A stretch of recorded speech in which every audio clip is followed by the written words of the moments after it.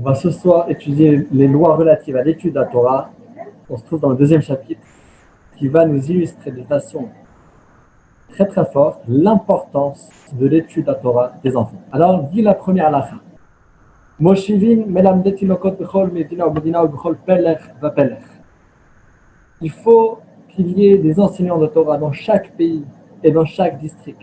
Bechol ir she'en batinokot shel bet rabban machrimin et anshe ha'ir ad shemoshivin melamet tinokot. ואם לא ישיבו מחריבים את העיר שלא למקיים את הבית של תינוקות של בית רבן. Alors, où est-ce qu'il faut avoir des enseignants juifs?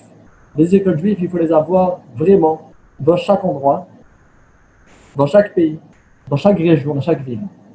Qui est responsable pour qu'il y ait une éducation juive dans la ville? Est-ce que c'est les parents des enfants?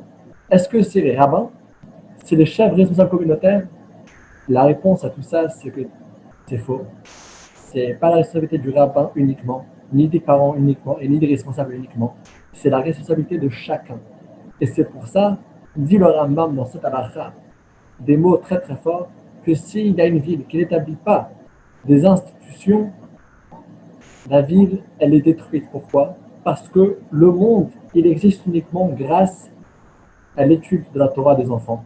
C'est pour ça que s'il y a une ville dans laquelle la ville ne s'occupe pas de l'étude de la Torah des enfants, alors c'est en danger pour la ville, parce que l'existence du monde dépend du mérite de l'étude de la Torah. Donc ce n'est pas une punition, mais c'est une forme de conséquence. Si on veut que la ville soit forte sur tous les plans, il faut avoir une éducation juive qui soit digne de ce nom. Et donc ce qui veut dire aussi que l'obligation de soutenir les écoles juives, ce n'est pas uniquement sur quelques personnes, mais c'est chaque juif qui habite dans la ville, il a cette responsabilité de soutenir les écoles juives, les cours pour les enfants. Et s'il n'y a pas encore, il est responsable aussi de commencer et de fonder ces cours. Alors, on va poursuivre la deuxième halakha. מכניסים את התינוקות להתלמד כבן 6, כבן 7, בפיקוח הבן ובניין גופו. ופחות בבן 6, אין מכניסים אותו. הוא מכה אותנו מלמד ולהטיל עליהם אימה, ואין מכה אותן מכת אויב, מוסר אכזרי, לפיכך לא יכה אותן בשוטים, ולא במכות, אלא ברצועה קטנה. Alors, premièrement, depuis quel âge est-ce qu'on commence l'étude de Torah concret? Bien sûr, les lettres de l'alphabet, comment réciter des brachot, les prières, on peut le commencer depuis un très jeune âge. Mais l'étude concrète d'ouvrir un livre, de commencer à étudier voilà, le chumash, le verset, une étude concrète et sérieuse académique, ça commence, ça dépend selon la force de l'enfant, ça dépend de sa force physique parce que c'est une étude qui demande beaucoup d'énergie. Et donc l'évaluation, le Rambam nous dit, c'est environ 6 ans, 7 ans. Intéressant à voir que l'école dans plusieurs pays commence depuis l'âge de 6 ans, historiquement. Donc ça commence depuis cette halakha qu'on a dans la Torah, que l'étude académique concrète commence depuis l'âge de 6 ans.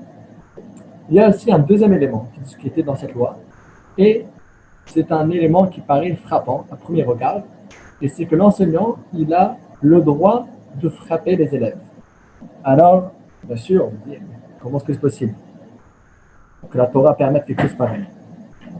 Alors, laissez-moi partager avec vous une histoire qui s'est passée.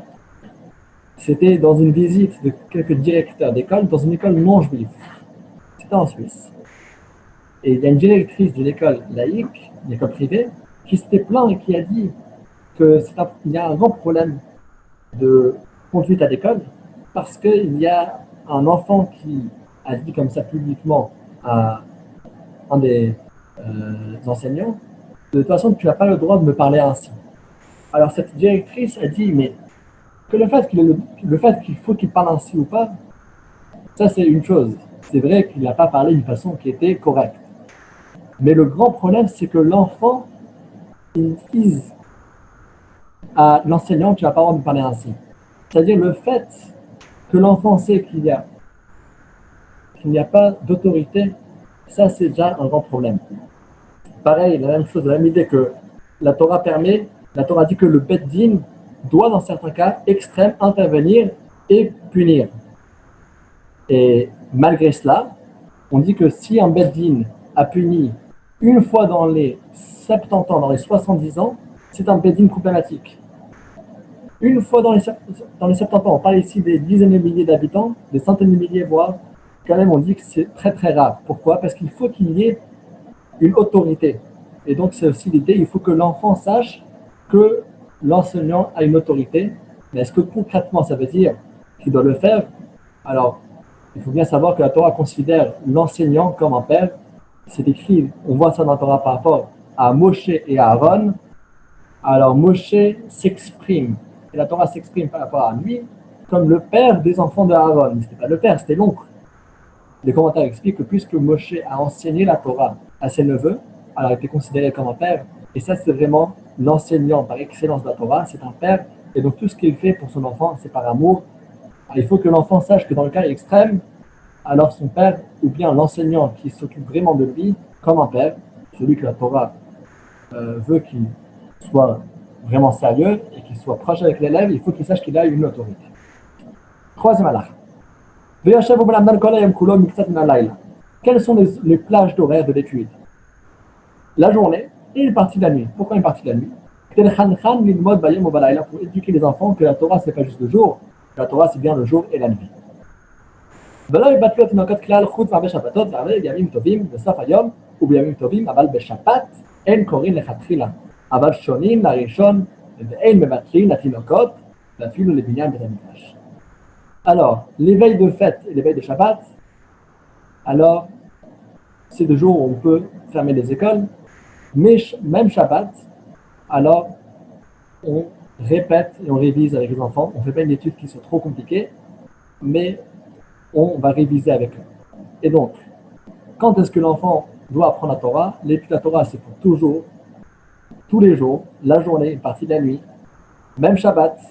Shabbat, ce n'est pas une raison de ne pas apprendre la Torah. C'est pour ça que c'est important aussi, Shabbat, même s'il n'y a pas d'école, mais qu'il y ait un cours de Torah, ou bien au moins quelques psukim avec un petit devoir Torah pour les enfants. L'éveil de Shabbat, l'éveil de fête, c'est toujours des jours avec beaucoup de pression. C'est des jours où on dit que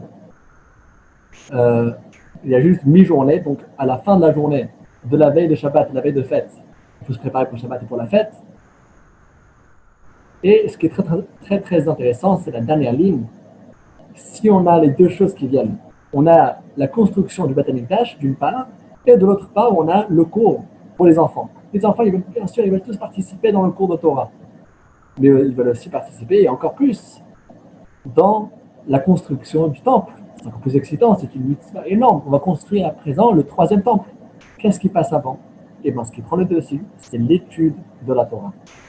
Les enfants juifs, ils devraient étudier la Torah, même si c'est pour manquer le mérite de participer à la construction du temple. מלמד תינוקות שהוא מניח את התינוקות ויוצא, או שהוא עושה מלאכה אחרת מהן, או שהוא מתרשל בתלמודם, הרי הוא מכלל אורו עושה מלאכת השם רמיה. לפיכך, אין ראוי להושיב מלמד רבה נראה מהר לקרוא ולדקדק.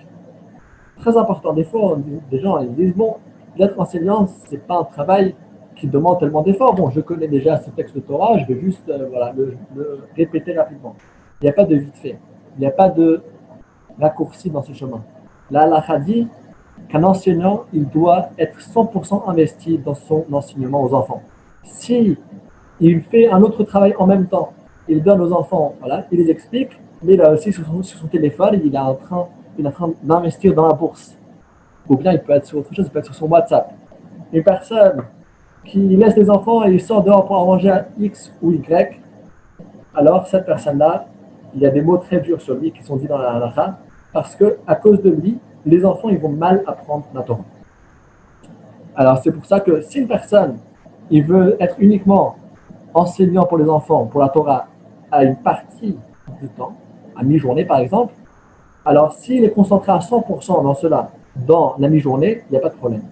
Le problème, c'est uniquement si au moment qu'il enseigne, il n'est pas à 100% investi dans le cours.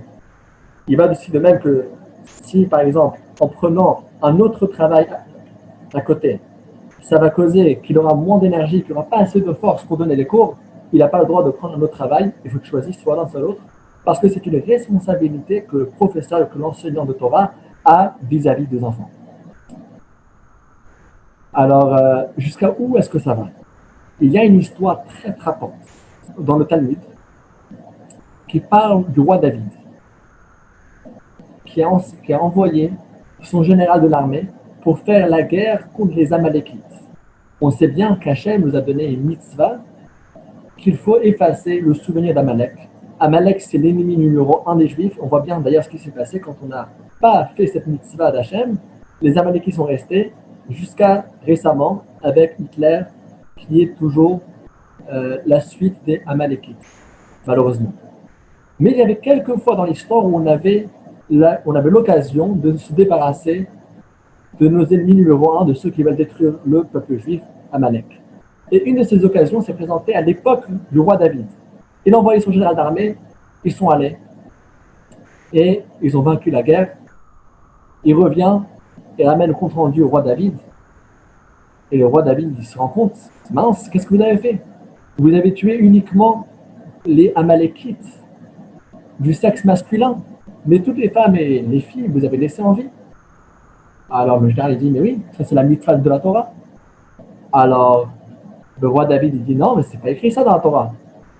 Alors il dit, mais comment ça? C'est un verset clair. Il s'avère qu'en fait, le verset le dit qu'il faut effacer, timche, il faut effacer, zecher Amalek. Donc ces trois mots, il faut effacer le souvenir d'Amalek. Or, le mot zecher, le mot souvenir, ces trois lettres zayin, chafresh, peut s'écrire de deux façons. On peut mettre des voyelles, que ça se lise zecher, avec un ségol, ou bien on peut mettre le kamatz et lire zachar. Qu'est-ce que ça change si je lis zecher ou zachar? Zecher veut dire le souvenir, et zachar veut dire les masculins, les hommes. Alors, c'était un problème que l'enseignant du général, lorsque le général était enfant, l'enseignant s'était trompé, il a donné son cours, il a appris aux élèves qu'il fallait effacer Zachar Amalek, il fallait effacer les hommes d'Amalek. Et à cause de cela, le peuple juif souffre jusqu'à aujourd'hui. Parce que le prof a fait l'erreur, il a lu Zachar, les hommes, au lieu de lire Zecher, qui est le souvenir, et donc veut dire les Amalékites. ומי שאינו אישה לא ילמד תינוקות מפני אמותיהן שהן באים אצל בניהן, וכן האישה לא תלמד לתינוקות מפני אבותיהן שהן באים אצל הבנים. Alors ça, c'est une loi qui est racontée ici, mais qui est liée aussi avec les lois de Ihoud.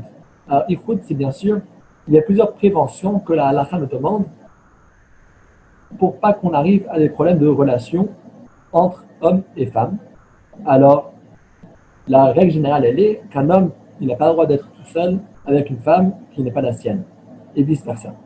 Et donc, c'est pour ça qu'on dit qu'un homme qui est non marié, qu'il ne soit pas enseignant des enfants s'il y a des mères qui vont venir pour leurs enfants. Alors, ce qu'il faut savoir, c'est que cette halakha, c'est parce que la façon classique, à l'époque, c'était que chaque enseignant, il avait sa classe séparément. Ce n'était pas une grande école avec plusieurs classes. Mais les postes disent que de nos jours, lorsqu'il y a un grand bâtiment et que tout est ouvert, alors on n'arrive pas dans ce problème. Ce problème s'appliquera uniquement s'il y a un seul qui est là tout seul. Donc là, on ne va pas arriver à un problème qu'il y ait un homme tout seul avec une femme toute seule pour ne pas arriver et pour éviter les problèmes.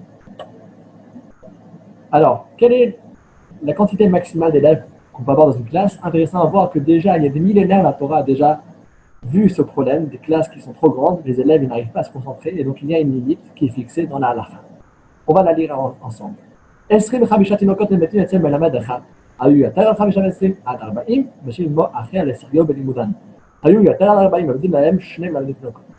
Donc la limite c'est 25 pour un prof. S'ils sont plus que 25, jusqu'à 40, il faut avoir le prof avec un assistant.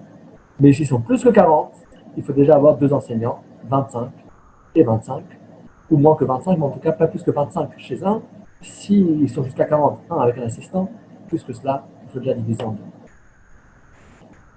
מוליכין את הקטן מלמד למלמד אחר כשומעים ממנו בין במקרא בין בדקדוק. באמת במאמורים שהיו שניהם בעיר אחת, ולא היה נהר מפסיק ביניהם, אבל לעיר לעיר, או מצד נהר לצידו אפילו באותה העיר, אין מוליכין אותו, אין מוליכין את הקטן, אלא אם כן היה בניין בריא על גבי הנהר, בניין שאינו ראוי ליפול במהרה.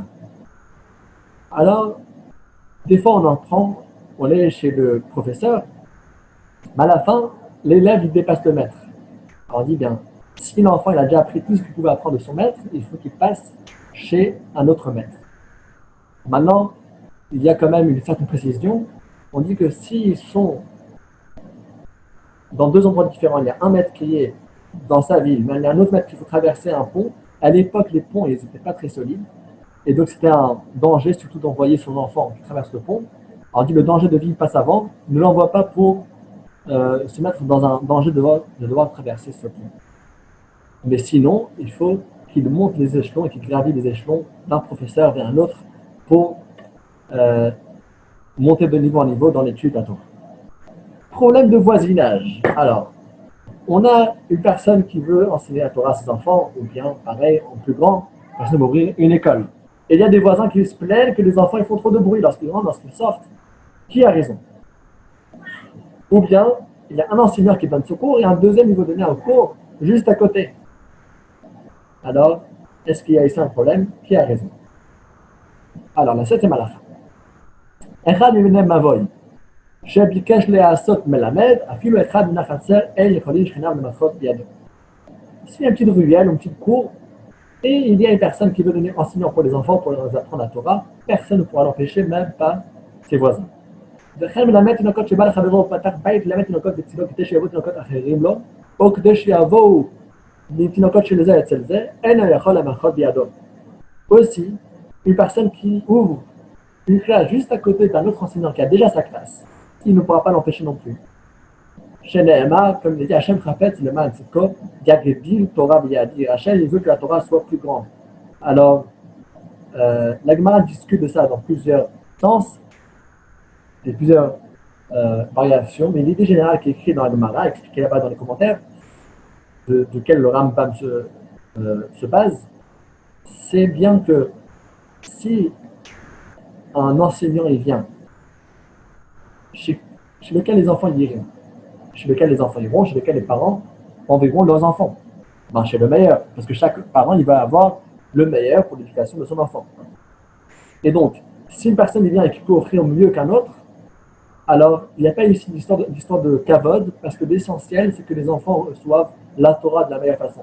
Et donc, si une personne vient, chacun qui peut rajouter dans le cours de Torah pour les enfants, personne ne pourra l'empêcher, parce que, comme on a vu, l'essentiel et le plus important, c'est d'enseigner la Torah aux enfants.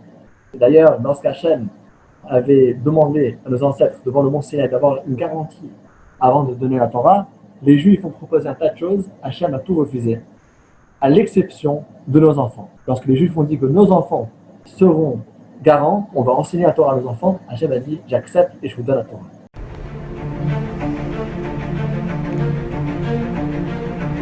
Et si connaître toute la Torah était possible, plongez-vous dans les joyaux de la Torah. Étude du Rambam, le Maïmonide, cours de qualité par des rabbins francophones aux quatre coins du globe. Un chapitre chaque jour, à raison de 20 minutes, pour finir en moins de 3 ans d'apprentissage de la Torah. Relevez le challenge, tous les soirs en direct à 20h30 ou 21h30 heure israélienne. Nos cours sont accessibles à tout moment, YouTube, Facebook et sur notre site torah24.com.